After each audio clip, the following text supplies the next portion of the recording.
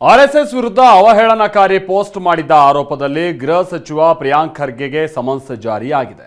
Summons ಬಗ್ಗೆ ಪ್ರತಿಕ್ರಿಯಿಸಿರುವ ಪ್ರಿಯಾಂಕ್ ಖರ್ಗೆ, ನಾವು ಕಾನೂನು ಪಾಲನೆ ಮಾಡ್ತೀವಿ, ಕೋರ್ಟ್ ಆದೇಶವನ್ನ ಪಾಲಿಸ್ತೀವಿ, ಕಾನೂನು ಮೂಲಕವೇ ಉತ್ತರವನ್ನ ಕೊಡ್ತೀವಿ ಅಂತ ಹೇಳ್ತಾ ಇದ್ದಾರೆ. ದೂರುದಾರರ ಪರ ವಕೀಲರು ಮಾತನಾಡಿ ಕೋರ್ಟ್ಗೆ ಬರಬೇಕಾಗುತ್ತೆ ಅಂತ ಹೇಳಿದ್ದಾರೆ.